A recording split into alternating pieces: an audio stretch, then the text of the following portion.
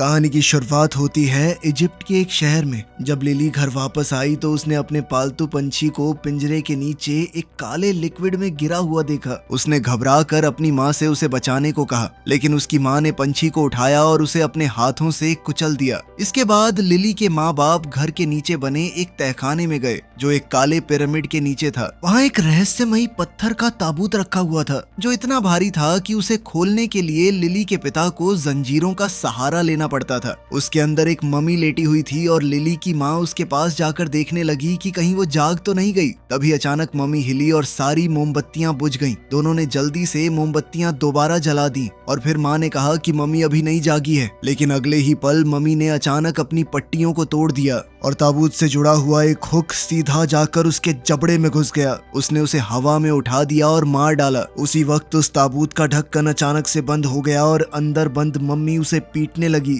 इस घटना के कुछ समय बाद हम चार्ली और लाइसा को इजिप्ट में देखते हैं जो अपने बच्चों के साथ यहाँ छुट्टियां मनाने आए थे। दोनों भागते हुए बाहर आए और देखा कि बच्चे लड़ रहे थे। उन्होंने तुरंत उन्हें अलग किया और पता चला कि सेबास्टियन ने केटी की डॉल बालकनी से नीचे फेंक दी थी, जिस वजह से वो टूट गई थी। लिसा को काम पर जाना था, इसलिए चार्ली ने टेप लगाकर डॉल को ठीक किया और वादा किया कि बाद में उसे किसी अच्छी दुकान पर ले जाएगा। लेकिन केटी अब भी गुस्से में थी क्योंकि सेबास्टियन को इस हरकत के लिए डांट नहीं पड़ी थी। उसे लगने लगा कि उसके माँ बाप सेबास्टियन को ज्यादा पसंद करते हैं। अपने पिता से बहस करने के बाद केटी बगीचे में खेलने चली गई। वहाँ उसने फेंस के पीछे एक औरत को खड़ा देखा। पहले उसे लगा कि वो उसकी दोस्त लिली है, लेकिन उस औरत ने कहा कि वो लिली की माँ है। उसने फूलों के साथ एक छोटा सा कारनामा दिखाया और केटी को उसकी पसंदीदा कैंडी भी दी। मगर केटी थोड़ी घबरा गई और कहने लगी कि उसे घर लौटना चाहिए। तब लिली की माँ ने उसे अपने बगीचे का एक फल दे दिया। इसी दौरान चार्ली को फोन आया और पता चला कि उसे अमेरिका में एक नई नौकरी मिल गई है। लेकिन जब वो मुड़ा तो उसकी नजर केटी के डॉल हाउस पर पड़ी और उसे कुछ अजीब लगा। उसने डॉल हाउस का दरवाजा खोला तो अंदर बहुत सारे कैंडी के रैपर्स पड़े हुए थे। हैरानी की बात ये थी कि ना उसने और ना ही लिसा ने बच्चों को कोई भी कैंडी दी थी। तो चार्ली ने सेबास्टियन से पूछा कि ये रैपर्स कहाँ से आए। इस पर सेबास्टियन ने बताया कि केटी की एक दोस्त है, वो उसे गार्डन में मिलने आती है, उसी ने दिए थे ये। उधर केटी जैसे ही फल पकड़ने लगी, लिली की माँ ने माफी मांगी और धीरे धीरे कोई मंत्र पढ़ने लगी। अचानक वो फल फट गया और उसके अंदर से एक कीड़ा निकला। वो सीधा केटी के मुंह के अंदर घुस गया। अचानक केटी सांस न ले पाने की वजह से जमीन पर गिर पड़ी। जब तक चार्ली गार्डन में पहुंचा, केटी वहां से गायब हो चुकी थी और फेंस में एक सुराख बना हुआ था। घबराया हुआ चार्ली तुरंत सड़क पर दौड़ा और पड़ोसियों से पूछने लगा कि क्या उन्होंने केटी को कहीं देखा है। तभी अचानक रेतीले तूफान के आने का अलार्म बजने लगा और चार्ली ने एक औरत को बच्ची के साथ भागते देखा। वो तुरंत उनके पीछे दौड़ पड़ा। कुछ देर तक वो उस औरत का पीछा करता रहा, लेकिन तेज आंधी और लोगों में मची अफरा तफरी की वजह से वो औरत भाग निकली। फिर बाद में पुलिस स्टेशन में डिटेक्टिव डीलिया लिसा और चार्ली से बात कर रही थी। दोनों ने उसे बताया कि केटी गायब हो गई है और उसे कैंडी रैपर्स भी दिखाए। डीलिया के बॉस ने उसे पहले परिवार की ही जांच करने को कहा क्योंकि उन्हें शक था कि शायद बच्ची को उन्होंने ही मारा हो। चार्ली को उनकी भाषा थोड़ी बहुत समझ आ गई और वो इस बात से बहुत ज्यादा गुस्सा हो गया। फिर इस घटना के 8 साल बाद हम देखते हैं कि ये परिवार न्यू मैक्सिको में रह रहा था। फिर भी उन्होंने केटी का कमरा बिल्कुल वैसे ही संभाल कर रखा हुआ था। अब उनकी एक और बेटी थी जिसका नाम माँ था और वो पूरी तरह तंदुरुस्त थी। लिसा की कैथलिक माँ कार्मेन भी उनके साथ ही रहती थी। केटी के गायब होने के बाद से ये परिवार कभी छुट्टियों पर नहीं गया था। उधर इजिप्ट के पूर्वी रेगिस्तान में एक लड़का अपनी साइकिल ठीक कर रहा था। तभी उसके पीछे अचानक एक हवाई जहाज क्रैश हो गया। आवाज सुनकर वो जांच करने गया और जंगल के अंदर उसे जहाज का मलबा मिला। पायलट की लाश जमीन पर पड़ी थी और उसके पास एक आंख भी पड़ी हुई थी। जब लड़के ने ऊपर देखा तो को पायलट एक पेड़ में बुरी तरह घुसा हुआ लटक रहा था। ये मंजर देखकर वो बेहद घबरा गया, वहां से भागा, लेकिन फिर थोड़ी दूर जाते ही गिर पड़ा, बिल्कुल उस पत्थर के ताबूत के सामने। कुछ समय बाद हम देखते हैं कि रिसर्चर्स परेशान बैठे थे क्योंकि उनकी टीम किसी भी मशीन की मदद से उस पत्थर के ताबूत के अंदर नहीं देख पाई थी। आखिरकार उन्होंने उसे खोलने का फैसला किया। उन्होंने पहले कभी इस तरह का ताबूत नहीं देखा था। फिर अंदर उन्हें एक मम्मी मिली। वो धीरे धीरे उस पर लिपटे कपड़े हटाने लगे और उन्हें उन पर बने कुछ अजीब निशान नजर आए। मम्मी के हाथों के नाखून बहुत लंबे थे, पर हैरानी की बात ये थी कि उसकी चमड़ी अभी भी ताजी लग रही थी। जब उन्होंने चेहरे से कपड़ा हटाया तो सब हैरान रह गए। अंदर एक जवान लड़की थी। जैसे जैसे ही वो उसकी तस्वीरें लेने लगे तो वो मम्मी अचानक से जाग गई। उसकी आंखें पूरी तरह काली हो गईं और उसके मुंह से एक कीड़ा बाहर निकला। वो सार्कोफेगस के अंदर तड़पने लगी और जोर जोर से चीखने लगी। उधर न्यू मैक्सिको में चार्ली और लिसा को अमेरिका की एम्बेसी से फोन आया। उन्हें बताया गया कि केटी जिंदा मिल गई है। ये खबर सुनते ही दोनों तुरंत कायरो के लिए निकल पड़े। वहाँ एक डॉक्टर ने उन्हें चेतावनी दी कि केटी ने बहुत ज्यादा ट्रॉमा और भूख का सामना किया है। वो गहरे शॉक की हालत में थी, इसलिए उसका व्यवहार अजीब हो सकता था। डॉक्टर ने कहा कि किसी भी अचानक हरकत या तेज आवाज से बचना होगा। इसी वजह से उसे दवाइयां देकर सुलाया गया था। जब उसके माँ बाप आखिरकार उसके कमरे में गए तो उन्होंने देखा कि केटी का शरीर अब थोड़ा बदला लग रहा था। जब वो प्यार से उससे बात करने लगे तब उनकी नजर कुछ खरोचों पर पड़ी। डॉक्टर ने बताया कि हॉस्पिटल लाने के बाद केटी बार बार अपने आप को नोच रही थी। लिसा ने उसकी धड़कन सुनी और डॉक्टर ने बताया कि शारीरिक रूप से केटी अब भी काफी मजबूत थी। तभी केटी ने अपना एक हाथ हिलाया ताकि उसके माँ बाप उसका हाथ पकड़ सके, लेकिन अगले ही पल उसे एंजाइटी का दौरा पड़ने लगा। केटी को थोड़ा समय देने के लिए उसके माँ बाप कमरे से बाहर आ गए, लेकिन बाहर आते ही लिसा फूट फूट कर रोने लगी। इसके बाद डीलिया ने उन्हें उस रहस्यमयी सार्कोफेगस की तस्वीरें दिखाईं जो लगभग 3000 साल पुराना था। उसने बताया कि केटी उस प्लेन में ले जाई जा रही थी जो क्रैश हो गया था। डीलिया को शक था कि केटी इंसानी तस्करी का शिकार बनी थी।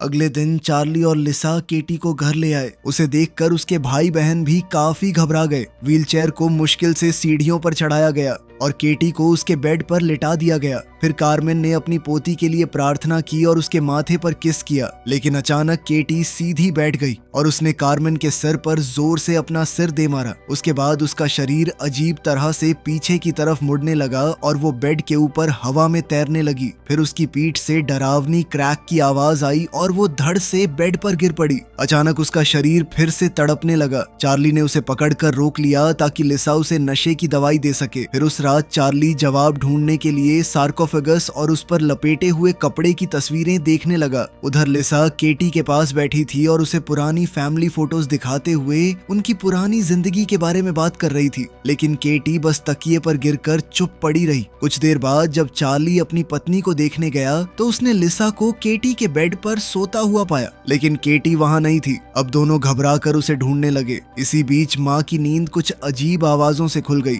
उसने तुरंत सेबास्टियन को जगा दिया और जब उसने भी दीवारों के अंदर से आती हुई वो अजीबोगरीब आवाजें सुनी तो वो भी घबरा गया। अचानक ऐसा लगा जैसे दीवार के अंदर कुछ हिल रहा हो। सेबास्टियन ने तुरंत एक बैट उठा लिया, लेकिन कुछ करने से पहले ही उसके माँ बाप वहाँ पहुँच गए। फिर लिसा ने दीवार में बना हुआ एक छोटा दरवाजा खोला, लेकिन उसके सामने से कोई चीज तेजी से भाग गई और वो डर गई। वो दीवार के अंदर घुसी और उसने देखा कि केटी कुछ बॉक्सेस के पीछे छुपी हुई थी, लेकिन जैसे ही केटी ने उसकी आवाज सुनी वो भाग निकली। फिर एक डरावनी चेस शुरू हो गई। इधर चार्ली दूसरी तरफ से आवाजों का पीछा करते हुए उनके साथ साथ दौड़ने लगा। तभी दीवार पर एक बिच्छू रेंगता हुआ नजर आया। केटी ने तुरंत हाथ बढ़ाकर उसे पकड़ लिया और सबके सामने उसे खाना शुरू कर दिया। शोर सुनकर माँ और सेबास्टियन भी वहां पहुंच गए। वो बिल्कुल ऐन वक्त पर केटी के कमरे में आए और देखा कि केटी दीवार के अंदर से बाहर निकल रही थी, जबकि उसके माँ बाप उसे संभालने की कोशिश कर रहे थे। लिसा ने हिम्मत करके केटी के मुंह के अंदर हाथ डाला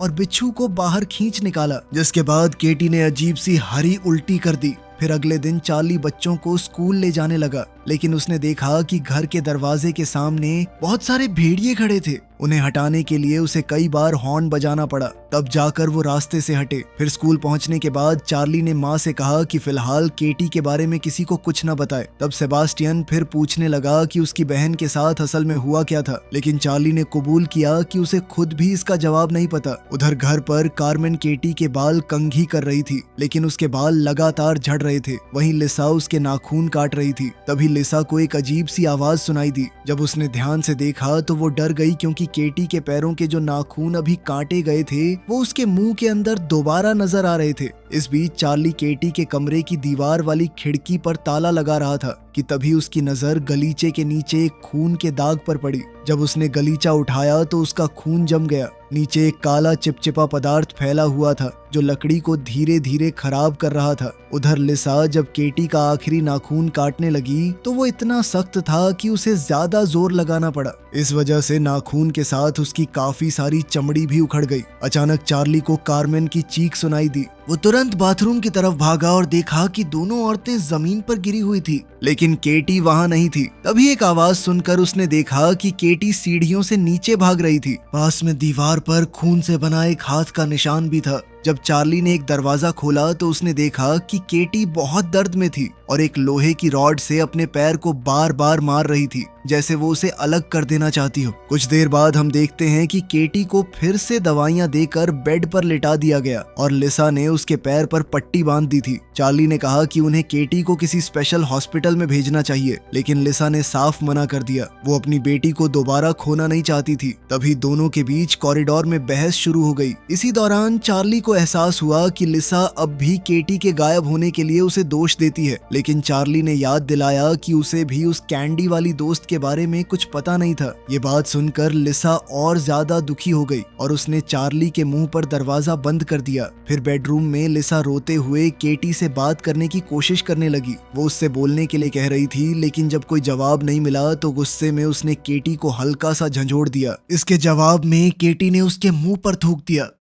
वहीं दूसरी ओर बाथरूम में चार्ली को केटी की उखड़ी हुई चमड़ी का टुकड़ा मिला। ध्यान से देखने पर उसे उस पर कुछ अजीब निशान दिखे। फिर अपने डेस्क पर जाकर उसने चमड़ी की परतें अलग की और हैरान रह गया जब उसने देखा कि उस पर बने निशान बिल्कुल वैसे थे जो सार्कोफेगस के कपड़े पर बने हुए थे। फिर अगले दिन चार्ली एक आर्कियोलॉजी प्रोफेसर के पास गया और उसे निशान की तस्वीरें दिखाई। प्रोफेसर ने बताया कि ये तो एंशिएंट इजिप्ट की एक भाषा है, ये तुम्हें कहाँ से मिली? तब चार्ली ने उससे गुजारिश की कि वो इसे पढ़ने की कोशिश करे। उस रात चार्ली केटी का हाथ पकड़कर उसके पास बैठा रहा और रोते हुए उससे माफी मांगने लगा। तभी उसने एक अजीब सी आवाज सुनी। ध्यान से सुनने पर उसे समझ आया कि केटी के मुंह की लगातार क्लिक करने वाली आवाजें असल में मॉर्स कोड थीं। चार्ली ने तुरंत नोटबुक निकाली और सारे सिग्नल्स लिखने लगा। फिर वो दौड़कर केटी की पुरानी चीजें ढूंढने गया, जिसमें एक मॉर्स कोड गाइड भी थी। जब उसने मैसेज को डिकोड किया तो वो बार बार सिर्फ एक ही नाम दिखा रहा था, लिली। चार्ली ने तुरंत डीलिया को फोन करके ये बात बताई।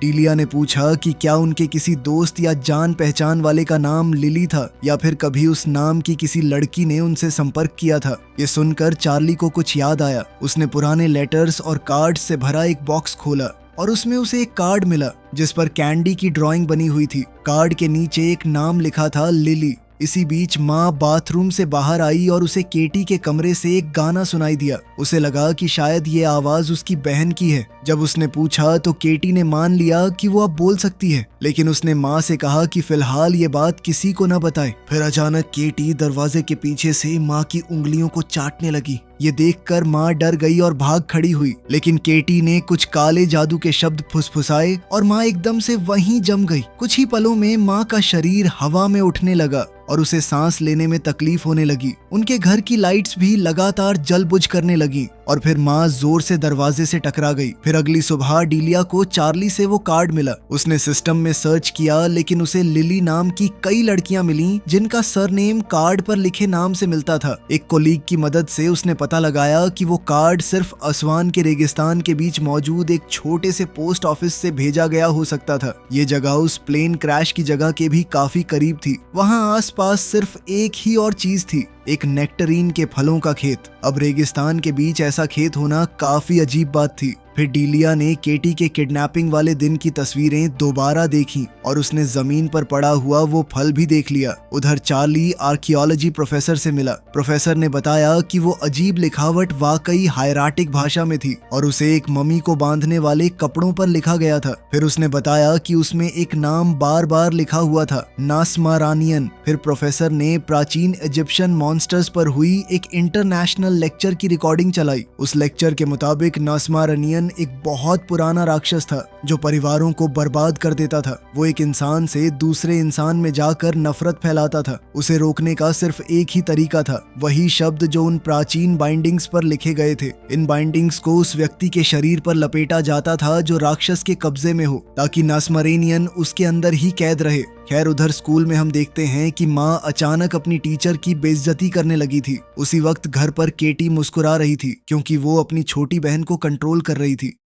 वहीं इजिप्ट में डीलिया उस खेत तक पहुंच गई। उसने दरवाजा खटखटाया, लेकिन किसी ने जवाब नहीं दिया। आखिरकार उसने पिछले दरवाजे से अंदर घुसने का फैसला किया और घर के हर कमरे की तलाशी लेने लगी। कुछ देर बाद उसे एक पिरामिड मिला और उसके साथ एक चेन मैकेनिज्म भी जो तहखाने का रास्ता दिखा रहा था। फिर डीलिया नीचे उतरी और वहाँ उसने वो जगह देखी जहाँ पहले सार्कोफेगस रखा हुआ था। जब वो वापस घर के अंदर आई और फोन इस्तेमाल करने की कोशिश की तो वहाँ कोई सिग्नल नहीं था। तभी उसकी नजर सामने के खुले हुए दरवाजे पर पड़ी। अगले कमरे में उसे किसी की मौजूदगी महसूस हो रही थी। डीलिया ने तुरंत अपनी गन निकाली और जोर से कहा कि वो पुलिस है। ये सुनते ही वो साया भागने लगा। अचानक लिली की माँ सामने आ गई और चाकू लेकर डीलिया पर हमला करने की कोशिश की। तब अपनी जान बचाने के लिए डीलिया ने गोली चला दी और उसे गिरा दिया। उसके बाद डीलिया ने केटी के बारे में पूछने की कोशिश की, लेकिन तभी उसकी नजर दरवाजे पर खड़ी लिली पर पड़ी। लिली तुरंत भाग गई और डीलिया उसके पीछे दौड़ पड़ी। लंबी दौड़ के बाद डीलिया ने उसे एक चट्टान के किनारे पर घेर लिया, लेकिन लिली लगातार जमीन खोदती जा रही थी।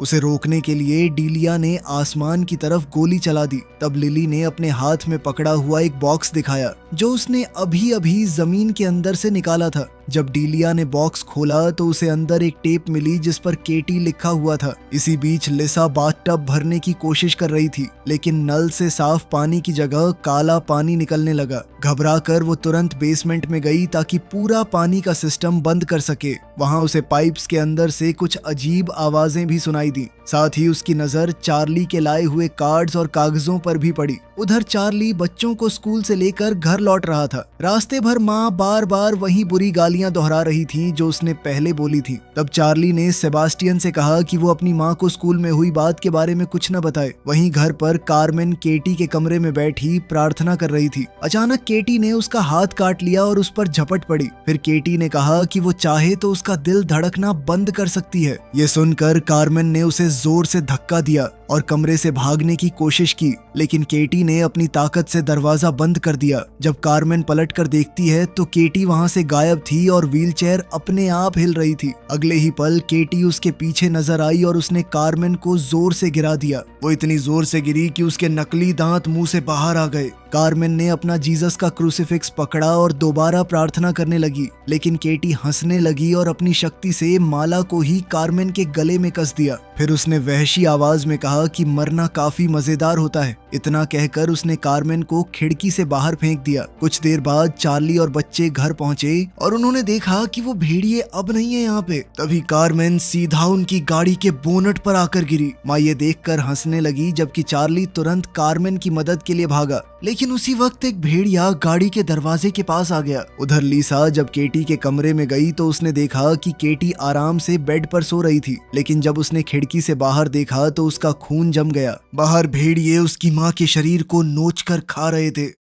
वहीं दूसरी ओर पुलिस स्टेशन में डीलिया ने टेप चलाई। वीडियो में लिली की मां नजर आई। वो कह रही थी कि एक मासूम बच्चा सबसे बेहतर होता है क्योंकि उसका शरीर ज्यादा देर तक टिकता है, लेकिन जरूरत पड़े तो कोई भी इंसान काम आ सकता है। उसके बाद वीडियो में प्राचीन भाषा के कुछ शब्द और एक अजीब सा काला जादू दिखाया गया। डीलिया ने लिली से पूछा कि इस टेप का मतलब क्या है। जब लिली ने जवाब नहीं दिया तो डीलिया ने उसे झंझोड़ दिया। तब लिली ने अपना मुंह खोला और दिखाया कि उसकी जुबान काट दी गई थी। डीलिया ने पूछा कि क्या ये उसकी माँ ने किया था, तो लिली ने हाँ में सिर हिला दिया। फिर काफी मुश्किल से लिली ने समझाया कि एक बार उसने सच बताने की कोशिश की थी और सजा के तौर पर उसकी जुबान काट दी गई। उसने ये भी बताया कि केटी को सार्कोफेगस से बाहर नहीं होना चाहिए था। जब डीलिया ने और जानकारी मांगी तो लिली ने सब कुछ लिखकर बता दिया। सब पढ़ने के बाद डीलिया ने तुरंत चार्ली को फोन करने की कोशिश की, लेकिन उसने कॉल नहीं उठाया। उधर कार्मेन के अंतिम संस्कार के दौरान माँ अपना दांत खींचती रही जब तक कि वो जड़ से निकल नहीं गया। वहीं चार्ली केटी के बंद कमरे के बाहर बैठा हुआ था। तब सेबास्टियन आया और उसे बताया कि उसकी माँ उसे बुला रही है। चार्ली फिर लिसा के पास गया। इस बार लिसा भी मान चुकी थी कि केटी को किसी खास हॉस्पिटल में भेजना ही पड़ेगा। इसी दौरान सेबास्टियन केटी के कमरे के बाहर पहरा दे रहा था। तब उसने अंदर से केटी की आवाज सुनी। केटी बहुत प्यार और मासूमियत से बोल रही थी कि वो भी सबके साथ रहना चाहती है। ये सुनकर सेबास्टियन डर गया। वो दौड़कर अपने कमरे में चला गया और हेडफोन्स पहनकर खुद को उस आवाज से दूर करने की कोशिश करने लगा, लेकिन सेबास्टियन के दिमाग में अब भी केटी की आवाज गूंज रही थी। केटी उससे पूछ रही थी कि क्या उसे वो गुड़िया याद है जो उसने बालकनी से नीचे फेंक दी थी। फिर उसने कहा कि उसी बात से उसे भी ग्रैंडमा को फेंकने का आइडिया मिला था। उधर किचन में माँ के सारे दांत टूट चुके थे। छत पर एक दाग नजर आ रहा था जो बिल्कुल केटी के कमरे में मिले खून के दाग जैसा था। कुछ ही देर में वो हिस्सा टूट गया और अचानक उसमें से केटी बाहर आ गई। फिर माँ कार्मेन के ताबूत के पास गई और उसके मुंह से एक धागा खींचने लगी। धागा खींचते ही कार्मेन का मुंह खुल गया। जब माँ ने अपने माँ बाप की तरफ मुस्कुरा कर देखा तो उसके मुंह में कार्मेन के दांत लगे हुए थे। तभी एक आदमी गलती से उससे टकरा गया तो माँ अचानक उस पर टूट पड़ी और उसकी गर्दन पर झपटने लगी। जब आसपास के लोग उसे रोकने की कोशिश कर रहे थे तब केटी छत पर रेंगती हुई ताबूत के ऊपर पहुंच गई। फिर वो सीधा ताबूत में कूद गई और कार्मेन पर टूट पड़ी। ये देखकर लिसा घबरा गई और केटी को बाहर खींचने के लिए दौड़ी, लेकिन ताबूत का स्टैंड टूट गया और दोनों शरीर बाहर गिर पड़े। उसी पल माँ होश में वापस आ गई, जबकि केटी कार्मेन के जख्मों से बह रहा खून चाटने लगी। फिर अंतिम संस्कार खत्म होने के बाद केटी को व्हीलचेयर से बांध दिया गया और उसके कमरे की खिड़की भी सील कर दी गई। अब चार्ली उसके कमरे में बैठकर उस पर नजर रखने लगा, लेकिन इससे भी केटी की शक्तियां नहीं रुकी। वो बार बार सेबास्टियन को अपना सर बेड से टकराने पर मजबूर कर रही थी। उधर लिसा सामान पैक कर रही थी और माँ लगातार उसे बुरा भला कह रही थी।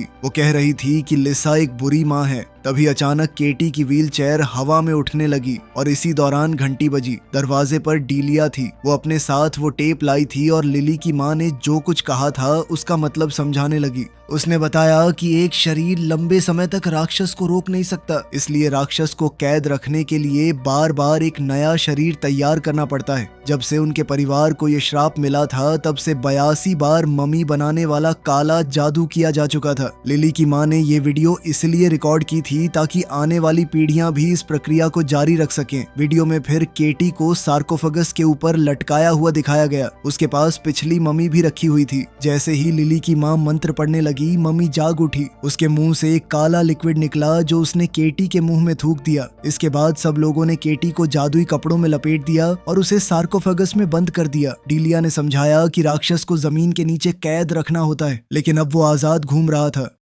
उसी वक्त केटी ने अपनी शक्तियों से सेबास्टियन को अपने पास बुला लिया। फिर सेबास्टियन खिड़की तोड़कर उसके कमरे में घुस गया। फिर उसने केटी की मदद की और उसके शरीर से सारी पुरानी चमड़ी हटा दी, जिससे उसकी नई चमड़ी बाहर आ गई। उधर लिसा अपनी बेटी को बचाने के लिए घबराहट में दौड़ रही थी, मगर इसी बीच डीलिया ने कोई आवाज सुनी। उसे पता नहीं था कि कार्मेन अपने ताबूत से बाहर आ चुकी थी। अब डीलिया तुरंत ऊपर भागी और लिसा के साथ मिलकर कमरा खोलने की कोशिश करने लगी। बाहर एक भयानक तूफान पूरे घर को घेर चुका था। वहीं लिविंग रूम में चार्ली अब भी टीवी के सामने सन्न बैठा हुआ था। तभी उसने एक आवाज सुनी। जब उसने पलटकर देखा तो उसके होश उड़ गए। उसने देखा कि कार्मेन वहां बैठी अपने ही अंतिम संस्कार का खाना खा रही थी। कार्मेन ने फिर चार्ली को गंदे इशारे करके अपने पास बुलाया, लेकिन उसी वक्त चार्ली को लिसा की मदद के लिए चीखने की आवाज सुनाई दी, इसलिए वो तुरंत वहां से भाग गया। उधर लिसा और डीलिया मिलकर दरवाजा खोलने की कोशिश कर रही थी। वो सफल होने ही वाले थे कि तभी केटी की ताकत ने उन्हें पीछे धकेल दिया।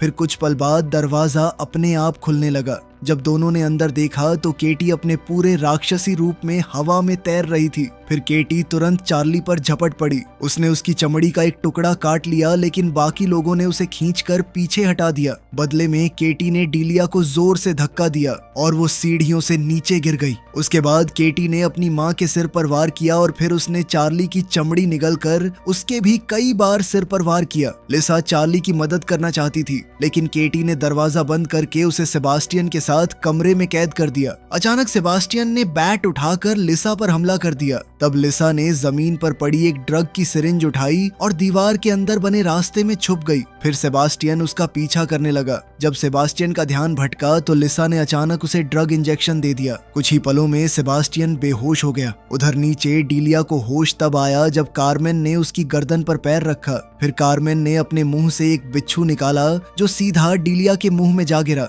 उसके बाद उसने डीलिया को छोड़ दिया। अब डीलिया ने तुरंत खुद को संभाला और कार्मेन को लात मार दी। इससे कार्मेन का सिर रेलिंग में फंस गया, लेकिन उसी वक्त बिच्छू की पूंछ डीलिया के गले को अंदर से काटने लगी। दर्द के बावजूद डीलिया ने अपने गले के अंदर हाथ डालकर बिच्छू को बाहर खींच लिया। उधर दूसरी ओर केटी चार्ली का गला दबाने की कोशिश कर रही थी। चार्ली ने उसे जोर से धक्का देकर अलग किया और फिर वो रेंगता हुआ सीढ़ियों तक जा पहुंचा और डीलिया से मिल गया। इसके बाद दोनों भागते हुए बेडरूम की तरफ गए। रास्ते में चार्ली ने डीलिया से कहा कि वो मंत्र के शब्द याद रखे फिर जैसे ही केटी ने दोबारा अपने पिता पर हमला किया तो चार्ली ने उसे जोर से पकड़ लिया। तभी डीलिया ने मंत्र पढ़ना शुरू कर दिया। उसके गले में छेद हो चुका था, इसलिए उसने एक हाथ से उसे दबाए रखा। अब केटी लगातार तड़प रही थी और वो खुद को नोचने लगी। आखिरकार चार्ली ने उसे जोर से जमीन पर गिरा दिया। तभी लिसा भी कमरे में आ गई। चार्ली ने उसकी तरफ देखकर माफी मांगी और अगले ही पल केटी ने अपने मुंह से सारा काला लिक्विड चार्ली के मुंह में उगल दिया।